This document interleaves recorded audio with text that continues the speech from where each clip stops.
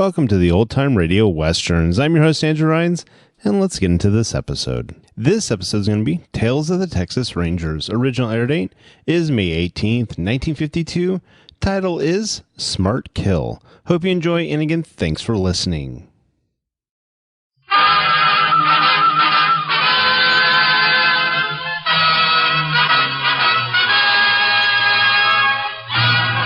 Tales of the Texas Rangers, starring Joel McCrea as Ranger Jayce Pearson. Another authentic reenactment of a case transcribed from the files of the Texas Rangers.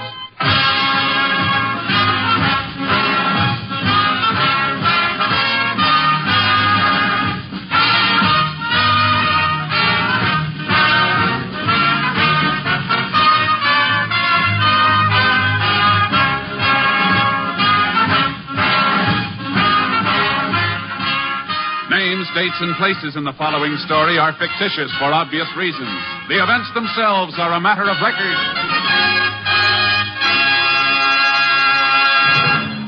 Every day, Monday through Friday, there's top entertainment all day long when you set your radio dial to NBC.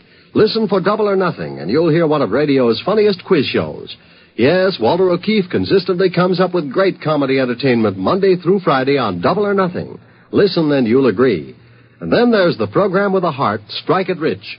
The grand entertainment that Warren Hull brings you every day on Strike It Rich is just what the doctor ordered if you suffer from the housework blues. From Chicago, Tommy Bartlett brings you Welcome Travelers and interviews with the many interesting guests who each day pass through the Windy City. And for more fun, listen for Bob and Ray, those two zany comics. Then there's Music and Charm with Dave Garroway. So remember, every day, Monday through Friday, chase your blues away with the wonderful daytime programs on this station of the NBC Radio Network. And now, here's today's Tales of the Texas Rangers.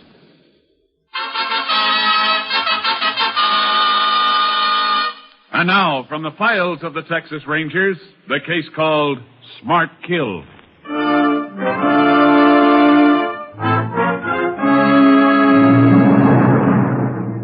It is approximately 11 o'clock on the evening of May 14th, 1939. In the small South Texas town of Carville, Mr. and Mrs. Edward Woodley have been spending the evening at the home of friends.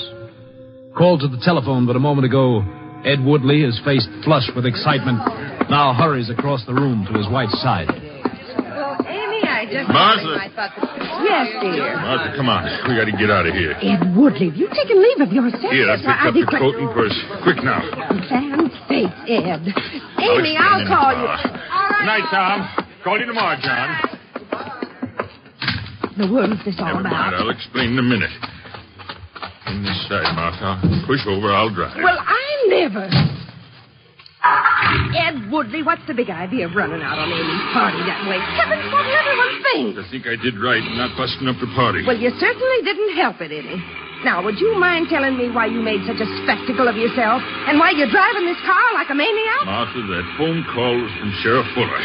He said our feed and grain company's on fire and burning like fury. Oh, no, Ed. That's what he said. Look off there. You can see the flames in the sky now. Oh, Ed, why didn't you tell me before? Well, couldn't see any point in tell about it at the party. Would have busted it up for sure. I'm sorry I spoke like I did. I don't blame you. Oh, I sure hope the fire department's there. We'll know as soon as we get around this bend. Oh, Ed. Yeah, Sheriff was right. She sure got a good start. The fireman can hardly get near it. It's really burning, Martha. It's Sheriff Fuller. Got his hands full, keeping folks back. Oh, I'm glad you got here, Ed. I'm afraid she's pretty much on the way. It's bound to go up like tinder, Sheriff. She's piled high with feed, grain, and cotton. Yeah. Oh, I sure wish I could get in there for just about 2 minutes, though. Don't you dare try to get near there. I said I wish, Martha.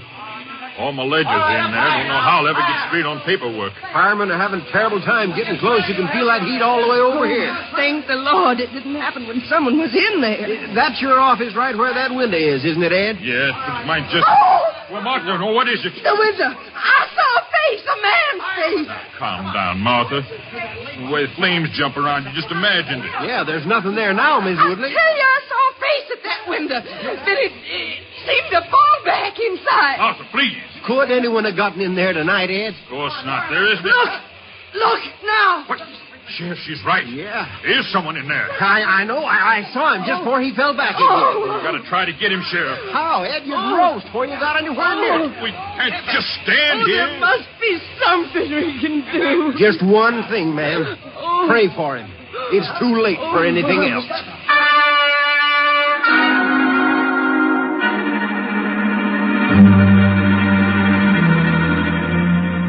The roaring fire raged far into the night, completely destroying the feed and grain building.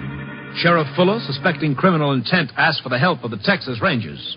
Ranger Jayce Pearson was assigned, arriving at Carville the following morning.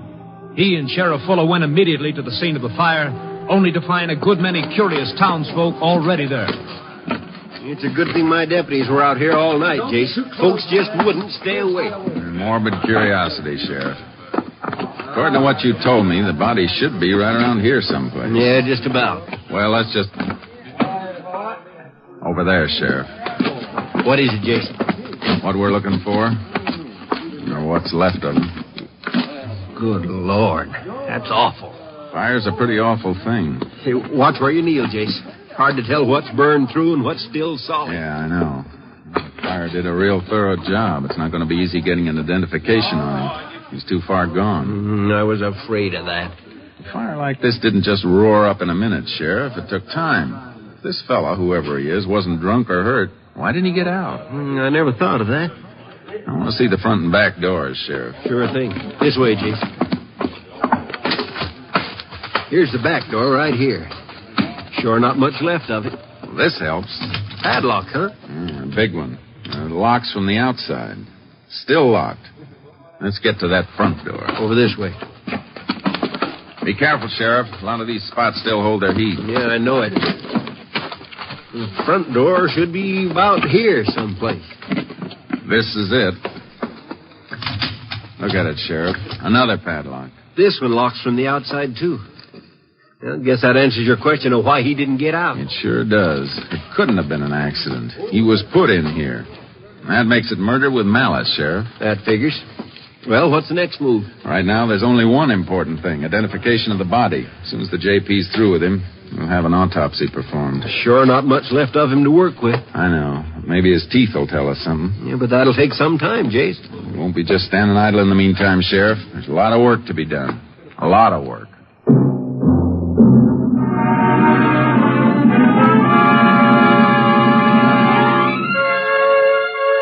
An hour later, the sheriff and I were at the home of Ed Woodley, the man who owned the burned-out building. Both Woodley and his wife looked haggard and weary-eyed over their coffee cups. It was easy to believe they'd been at the fire all night. Once the sheriff had introduced us, Woodley lost no time getting to the point. Well, what'd you find out, Ranger? Do you know who that man is yet? No, Mr. Woodley, we don't. Well, I'll be in the kitchen if anybody wants anything. The body was pretty well burned, Mr. Woodley. It's going to be hard to identify. We can use your help. Have you got any idea who he could be or how he got in there? No, not the least idea in the world. Was the building always kept locked at night? Always, Ranger. From what I could see, there are just 2 doors. How many windows? 2. Well, they looked burglar-proof to me. They were, but not fireproof. You own the feed and grain business by yourself, Mr. Woodley? No, Sam Taylor's my partner in the business. He's got that foreman that joins mine. I see. Mr. Woodley, who else besides yourself has a key to the building? Why, there's only 2 keys, Ranger. Sam's got one and I got the other. Yeah, this is mine right here. Where can I find your partner? I'm afraid you'll have to wait on that, Ranger. Sam's been on the road for more than a week. He does the traveling for us. I think he's in Dallas now, but he should be home in a day or so. You think, Mr. Woodley? Don't you know? Well, Sam's not much of a hand for phoning me, Ranger. What do you mean? He and his wife, they only been married about a year. I guess you'd call him a kind of lovesick fella. When he's on the road, he does all this phoning to his wife. We'll look her up. I don't suppose I've been much help to you, Ranger. Just can't figure how a thing like this could happen. Be a lot easier to figure later on, Mr. Woodley, after we find out who the man was in the fire.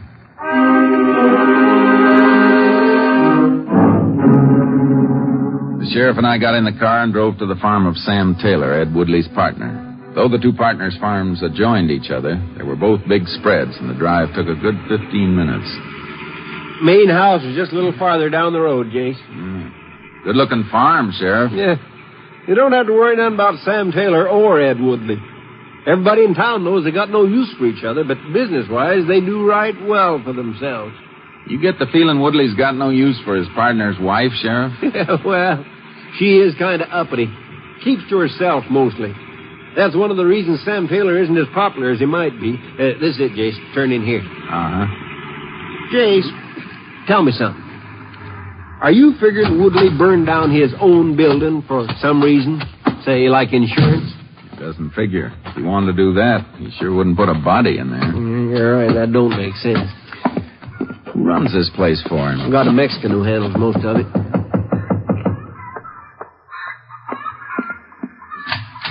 Yes? Oh, Sheriff Fuller. Oh, morning, Miss Taylor. This is Ranger Pearson. Ranger? Howdy, ma'am. Is there something I can do for you? We'd like to talk to you if we may. Of course. Won't you come in? I hope we're not interrupting anything. Of course not. What gave you that idea? I thought I heard you talking to someone. Oh, that must have been the radio. You'll have to forgive the house being so untidy. I haven't been able to get at my housework, what with people phoning to tell me about the fire. Excuse me, I'll just turn that radio on. Won't you sit down? Thank you, ma'am. Now, what can I do for you? It's about your husband, Mrs. Taylor. Mr. Woodley says he's out of town. That's right. He's out of town working while Mr. Woodley stays at home. Can't even prevent the business from burning down. You know that there was a body found in the fire, Mrs. Taylor? Well, so I hear. We'd like to talk to your husband. Exactly where is he now? Well, how could he possibly have anything to do with us? He's in Dallas. Where's he staying? At the Barclay Hotel. Have you heard from him since he's been away? Yes, he called me from there night before last. And you haven't heard from him since? No. That's what we wanted to know. Thanks for your help, Mrs. Taylor. You're quite welcome. Ranger, have you any idea yet who could have started this fire? We're more interested in the man who died in it. Of course. Goodbye, ma'am. Goodbye, Ranger. Hey, Jayce. Wait till we get in the car. What were you going to say, Sheriff?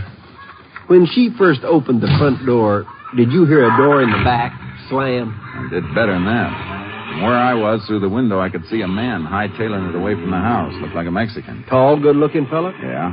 Arturo Ramirez. He's the foreman I was telling you about. Oh. I wonder what he was doing in the house this time of day. That's what I was thinking. Well, what do we do now, Jayce? Run up to Dallas and hear what Sam Taylor has to say.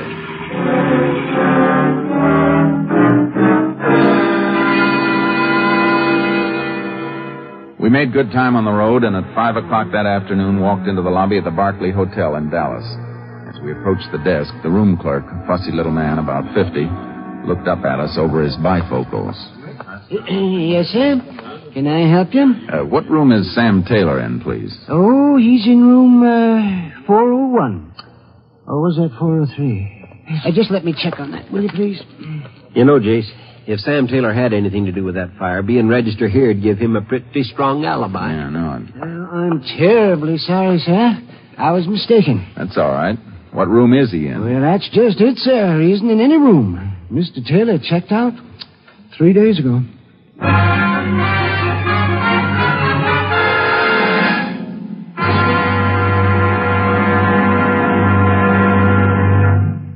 In just a moment, we will continue with Tales of the Texas Rangers, starring Joel McCrea as Ranger Jayce Pearson. You've seen it happen time and time again. Children playing. A ball rolls into the street. A child rushes after it, full in the path of a speeding automobile. Perhaps the driver stops in time. The chances are he can't. And another tragedy, another accident due to carelessness is chalked up to become a figure on next year's statistical chart of traffic accidents. Let's all keep this year's traffic accident rate as low as possible. Stay within the speed limit. Don't endanger your life by trying to get somewhere too quickly. Better late than never may be a tired old saying, but it's also good common sense. Be alert and careful every moment you're behind the wheel. Never drive after drinking. Stick to your side of the road and watch for warnings at grade crossings. Remember, it's your life that's at stake. You can't afford to be careless. The life you save may be your own. And now we return you to Tales of the Texas Rangers. We continue now with Tales of the Texas Rangers and our authentic story, Smart Kill.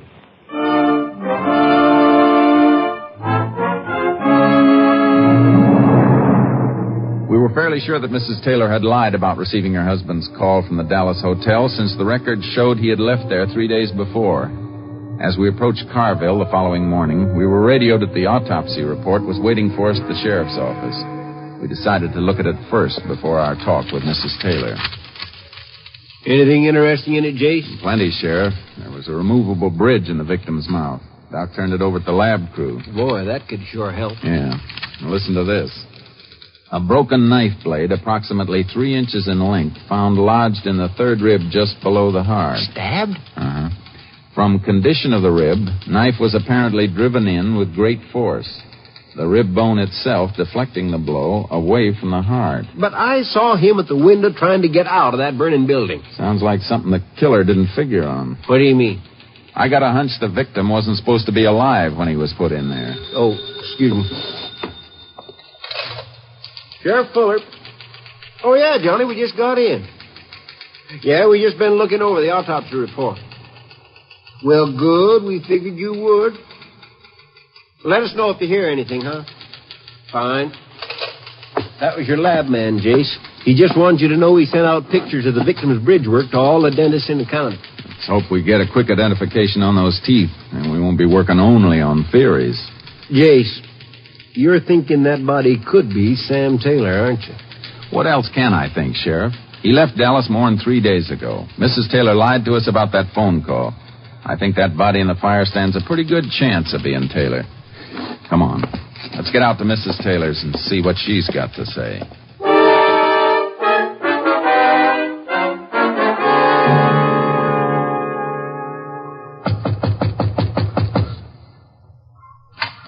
Oh, but good morning, Ranger. Sheriff Fuller. Morning, Miss Taylor. We'd like to have another talk with you, if you don't mind. Well, would it be all right if I dropped around the office later in the day instead, Sheriff? I think it's important enough that we talk now, Mrs. Taylor. Very well. Come in.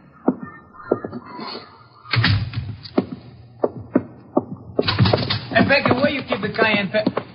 Oh, I'm sorry. I didn't know that you had visitors. Well, that's all right, Arturo. This is Ranger Pearson and Sheriff Fuller. Arturo Ramirez, our foreman. Ramirez?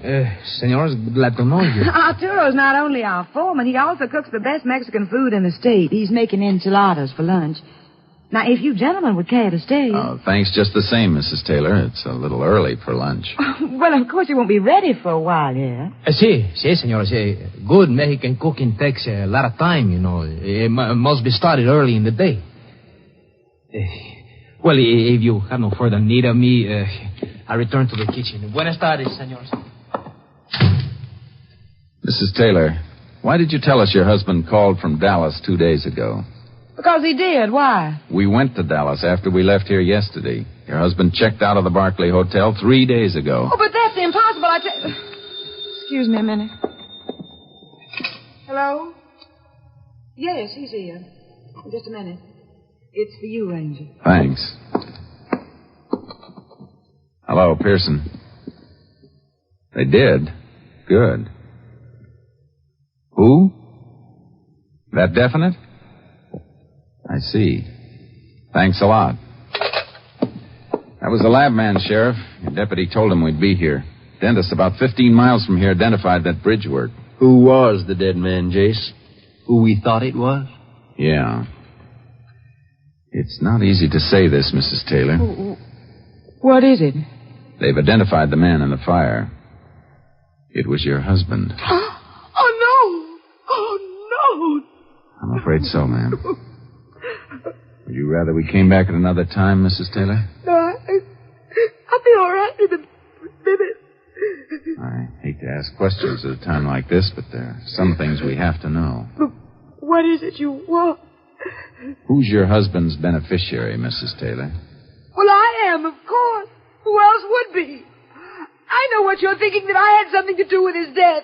Well, you're crazy, do you hear me? This is our job, Mrs. Taylor. I'll give you something to think about. I'll show you.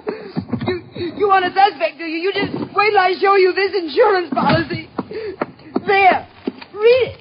For God, read it. There's a policy on my husband's life for $50,000. And who's the beneficiary on that one? Who is it, Jayce? Edward Woodley.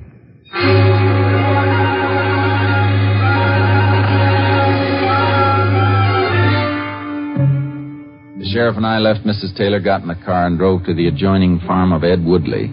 I wanted to know about that policy I'd just been shown. Well, sure, Ranger. That policy's been in effect for about 3 years.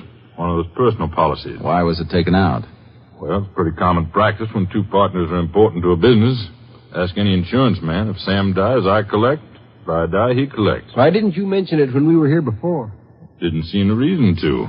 I still don't. Why are you so interested in that policy anyway? Because you're about to collect on it. The dead man in the fire was your partner. Sam? Well, but how did he... Are you sure, Ranger? We're sure. I think you better come down with us to the sheriff's office, Mr. Woodley. What for? Why? Because you profit by your partner's death. That could be a pretty good motive for murder.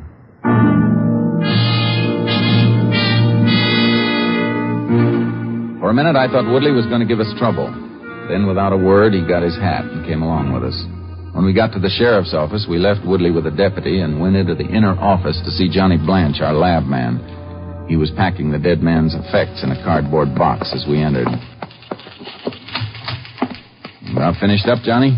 Yeah, there's nothing much more I can do until I get this stuff to the lab. Hope we didn't keep you waiting too long. Oh, no. I've been making out a receipt for you, Sheriff. I'll just sign it and get along. I see that receipt, Johnny? Sure thing. Yeah. Thanks. Wallet, pen, coins. Anything wrong, Jayce? I'm sure I listed everything. Johnny, would you mind if I take a look at that box? Oh, not at all. Everything there? Yeah. Everything you got on your list, but I don't know. Something's... Wait a minute. The key. Where is his key? What key? The one Taylor used to get in the building. Well, there wasn't any key found on Taylor's body. Well, if there wasn't, we got the wrong man sitting in the outer office. How do you mean, Jayce? Don't you see, Sheriff? There were only 2 keys to the building, one for each partner. Taylor's is missing. Now, if Woodley were the killer, he wouldn't have to steal Taylor's key. You mean someone used Taylor's key to get him into the building? Sure looks like it. Yeah, but Jayce, Mrs. Taylor'd be the only other one who could profit by her husband's death. And she wouldn't have the strength to get him in there. Unless she had some help. Yeah, but who? That Mexican foreman of hers. He seemed obliging in a lot of ways. Maybe the motive wasn't money after all. Yeah, they were pretty friendly. Sheriff, let's you and I pay another visit to the lady who was so broken up by her husband's death.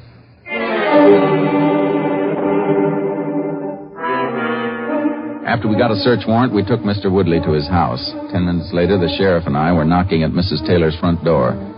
There was no one home. We decided to wait till she showed up. 30 yards from the house was Ramirez's shack. The door was unlocked, so we went in and looked. Jayce, this drawer here is just crammed full of expensive shirts. Well, something interesting here, too. What do you got? Expensive piece of luggage. And look at those initials. S.T. Sam Taylor. It sure doesn't stand for Arturo Ramirez. More shirts. Guess he didn't have enough room for them in the drawer. Yeah. Well, this sure proves Taylor came back home. Yeah. Probably found Ramirez in the house. That's what started it all. Hey, wait a minute, Jayce. There's a car coming. Could be them. Yeah, leave the bag here. Let's get outside. Yeah, we can just about meet him at the house, Sheriff. I want to hear him explain what we found in that shack. They'll try. You seem to like it here, Ranger. You visit so often. This'll be the last time, Mrs. Taylor. I'll put the car away, senor. You leave the car right where it is, Ramirez. Get out of it and come over here. See, I come. Mrs. Taylor, I got a search warrant here. I'll start with your handbag. You've no right to do this. Here's the key, Sheriff. What? Same kind Woodley has. That's my husband's keys. That's the first time you've told the truth, Mrs. Taylor. What about you, Ramirez? Me, senor? Yes, you. You got an idea where we can find half a knife? Knife? What knife? The one Mr. Taylor was stabbed with. You're crazy. Here's my knife. Yeah, shiny and new. But how are you going to explain Taylor's shirts and luggage in your shack, Ramirez? I want to hear that. Ramirez, you fool. A $40 bag and a couple of dozen shirts you just couldn't resist. What?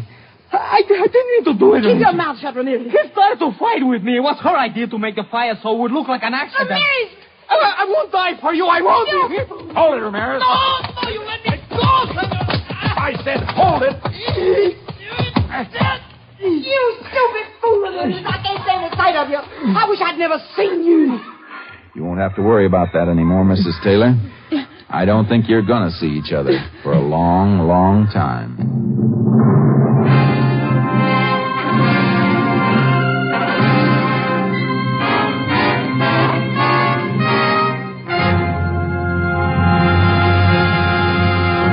In just a moment, we will tell you the results of the case you have just heard. Throughout the remainder of the day, you'll find more great entertainment awaiting you on this NBC station. Be sure to hear The First Nighter, starring Barbara Luddy and Olin Soleil in a drama entitled Found One Mother. Then it stars in Khaki and Blue, featuring talented members of the armed forces, with Meredith Wilson as guest master of ceremonies. And be sure to hear the hilarious Phil Harris Alice Faye show, featuring the comedy antics of Frankie Remley, Julius Abruzio, and Brother William. Remember, too, that Theater Guild on the Air brings you Over 21, the hilarious comedy of Army life by an Army wife, Ruth Gordon, who will star in the air play along with Van Heflin. Later tonight, Jack Parr will be around to ask the $64 question. Sunday is Fun Day on NBC because of the many fine shows sent your way to add to your listening pleasure.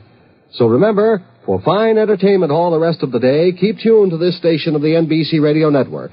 At home or away, at work or at play, wherever you go, there's radio. And now back to the conclusion of today's Tales of the Texas Rangers. And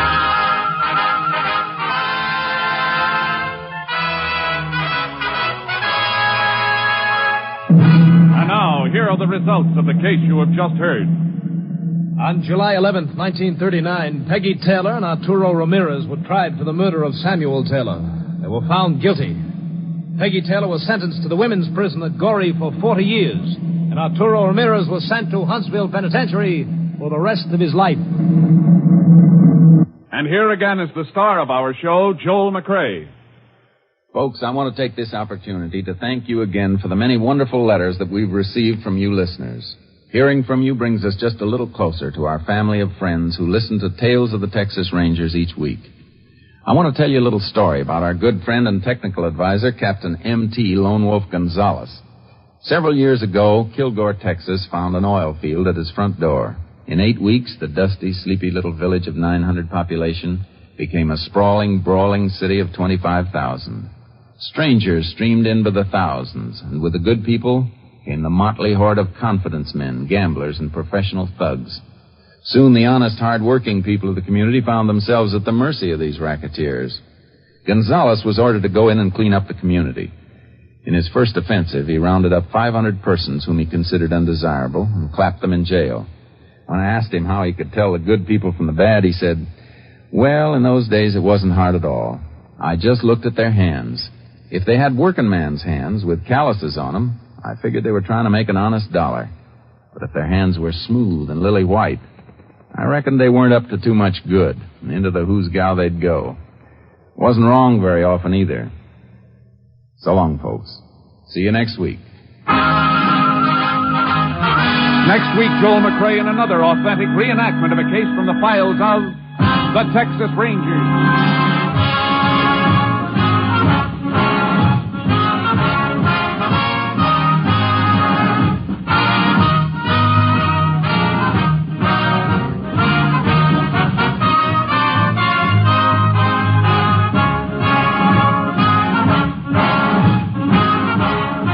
Joel McCrea will soon be seen in San Francisco Story, a Warner Brothers release. The cast included Tony Barrett, Parley Baer, Virginia Gregg, Barney Phillips, Betty Lou Gerson, and Howard McNear. Technical advisor was Captain M.T. Lone Wolf Gonzalez of the Texas Rangers. This story was transcribed and adapted by Anthony Barrett, and the program was produced and directed by Stacy Keach. Hal Gibney speaking. Next, it's The Chase on NBC.